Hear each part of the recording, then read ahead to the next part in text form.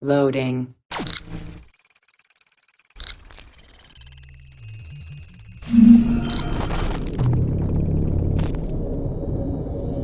Welcome to Access the Animus. Hello everyone and welcome to a new video here on Access the Animus. Today we're going to have a look at all the potential announcements and information we expect to see at Ubisoft Forward concerning Assassin's Creed Valhalla and the franchise in general, ranging from the Mastery Challenge game mode to the potential Litha season and subsequent updates, the upcoming Siege of Paris DLC and the Discovery Tour mode.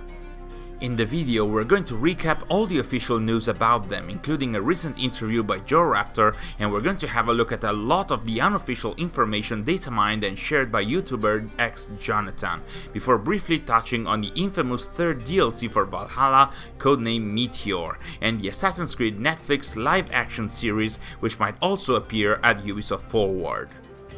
If you enjoyed the video, please consider liking it, subscribing to our channel and turning the notifications on so you won't miss any of our future updates. And with that out of the way, let's have a look at our Assassin's Creed predictions and expectations for the Ubisoft Forward conference.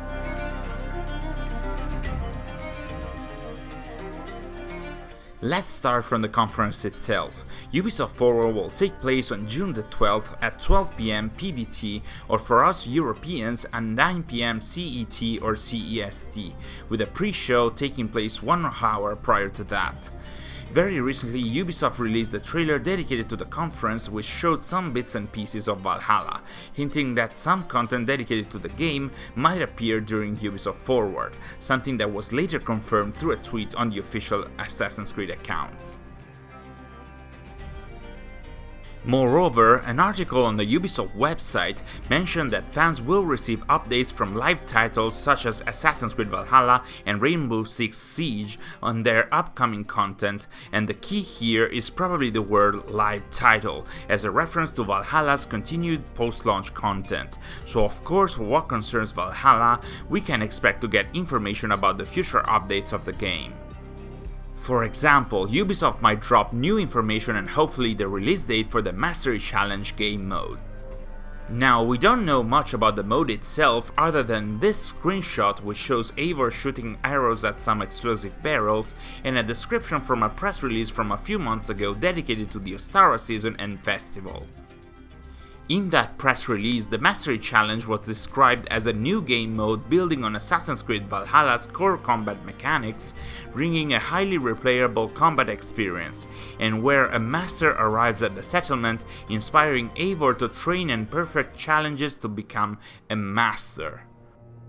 Very recently, Jorraptor also showed how 2 new achievements connected to the Mastery Challenge game mode have also been added to the Xbox consoles, as shared on xboxachievements.com, and both of those involve getting gold medals in the various Mastery Challenges, so we can surmise that the game mode will include more than one challenge, which will be focused at least on combat and archery, and where the player's score will be measured with bronze, silver and gold medals. So the Mastery Challenge or challenges might be mentioned during Ubisoft Forward, and as it was the case in the past, the new game mode might or rather will be introduced during a new season of free content.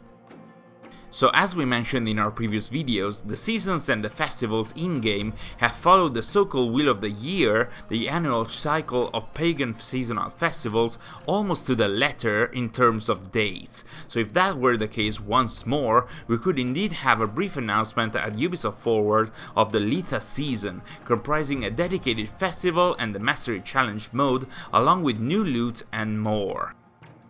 In general, Litha is the midsummer season and is considered a turning point at which summer reaches its height and the sun shines the longest, so we might expect our settlement to be redecorated towards this kind of themes. The Litha season and the updates connected to it might also bring some additional river raids to the game, as unintentionally hinted at by the Photomode website a few weeks ago and reported by Jorraptor. Jorraptor also recently mentioned that following an interview with content director Stefan Boudon, reported in a video that we'll link in the description, more river raids will come to the game, and some or at least one of them will be located in Ireland. According to Boudon, it seems that they should be playable also by fans who have not purchased the Wrath of the Druids DLC, and that kind of makes sense, as the maps for the river raids are separated from those of the main game and DLCs, but at least in those Irish maps, players might be able to find the enemies from the Wrath of the Druids DLC. From the same interview, Jorraptor also reported that more sequel weapons will be at some point added to the game in the shape of free DLCs, so that everyone can enjoy this weapon type without necessarily buying the Wrath of the Druids expansion.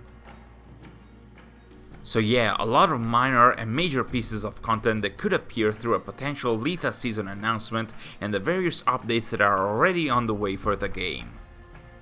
The element that we are expecting the most at Ubisoft Forward is probably some kind of information drop about the Siege of Paris DLC, or more likely a trailer dedicated to the expansion and a release date, especially considering that the DLC itself, like Wrath of the Druids, has been likely pushed from the original release window of early summer.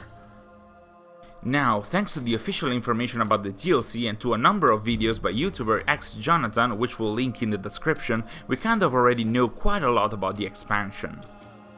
Officially, we know that the DLC will be about the Siege of Paris that took place in 885 to 886 AD, where the Vikings raided the Seine and reached Paris, which were part of Francia and more specifically the Kingdom of the West Franks, reigned by Charles the Fat. Gameplay-wise, it was mentioned that players would have taken part in raids and new replayable activities, that they would have created alliances, and eventually they would also infiltrate and conquer Paris from within, also showing an assassinate kind of concept art featuring Eivor stalking her target from the rooftops. That, of course, is the official information, but as we mentioned earlier, YouTuber XJonathan shared way more information about the DLC through what was found in the game's files. For starters, he shared a new synopsis for the game, which isn't that different from what we have already seen and might be either an upcoming description for the expansion or one that was originally cut. To the south, the Kingdom of Francia has unified under a single king for the first time in 100 years. Charles the Fat, the great-grandson of Charlemagne, now wages a slow war against the Norse in Francia. England could be next. Ravensthorpe must make new allies in Francia to avoid the threat of war. A visitor will arrive at Ravensthorpe's dock to launch the adventure. As you can see, nothing really new, apart from the direct mention that Charles the Fat was the great-grandson of Charlemagne, who was hinted at as an Order of the Ancient leader in Valhalla's main game, so we might expect that same kind of threat in the DLC, and also that the expansion will be started with the visitor arriving at Ravensthorpe's docks, exactly as it happened in the Wrath of the Druids DLC. Jonathan also shared the shape of the presumed map of the DLC taken from the game's files and tried to match it with a map of France, learning that the DLC will not only include Paris as a city, but a chunk of Normandy as well, which will likely act as a landing point for Eivor. Another bit from the game's files, which seems like an in-game text document, states, just as they were in England, the Hidden Ones seem absent from Francia. What treasures could they have left behind? Which is an interesting text that led him to believe that there won't be any assassins in Francia. Now, even if this was the case, it wouldn't necessarily be that different from the main game in England, where the two main Hidden Ones characters are not locals, so there's still a chance that Hytham or another non-Frank Hidden One might follow or stumble upon Eivor during her adventures in Paris. Moreover, the file seems to hint at the Hidden Ones leaving treasures behind, which might lead to new ancient Hidden Ones bureaus located in Francia, along with some new lore dedicated to the assassins. Along with that, a few weeks ago, Jonathan had shared some potential achievements for the DLC, which, along with the mention of the presence of short swords in the DLC, did mention that Eivor had to defeat at least 5 members of the Order of the Ancients in Francia. So all in all, there might not be actual local assassins/Hidden Ones in Francia, but the DLC still seems to be more oriented towards the Hidden Ones and the Order of the Ancients than Wrath of the Druids was. Finally, Jonathan also mentioned and showed a new survey sent by Ubisoft to some fans about the Siege of Paris DLC, where players were asked how much will you be interested in these aspects of the DLC, and then proceeded to mention them. Facing the troops of Charles the Fat, exploring the Kingdom of Francia, once again confirming the DLC will not just be about Paris, forging new alliances, rising up against the Carolingian Empire, infiltrating the fortified city of Paris, extending the progression of my character, and the so-called assassination trials, which, whatever they are, seems to be once again connected to the Hidden Ones. Lastly, Jonathan also reported that the PlayStation Store page of the Season Pass of the game contains a line stating all included content will be delivered by November 9th, 2021, inferring, if we're not mistaken, that that should be the release date for the Siege of Paris DLC, which should be the last piece of content connected to the Season Pass. Then again, that doesn't necessarily mean the Siege of Paris will be delivered at that time, as it's also possible that that's more of a legal term, meaning that possibly the latest time by which Ubisoft will release all the content of the Season Pass will be November 9th. What do you guys think? Do you expect the DLC to drop on that day or sooner? Hopefully we'll know more during Ubisoft Forward. Also, it's not clear whether the Discovery Tour mode for Valhalla will or will not be included in the Season Pass, so that November 9 date might also refer to that. And who's to say that Ubisoft will not reveal more info about the Discovery Tour for the game at the conference? The mode was slated for 2021 according to a press release from October last year, so who knows? And lastly, two more elements that could appear at Ubisoft Forward, but the chance for those might be random? The first one is the infamous third DLC for Valhalla, codenamed Meteor, who was once again leaked by ex-Jonathan. The conference during the E3 week might be the proper venue to announce a year or two of additional content for the game, and that's where the third DLC might come into play.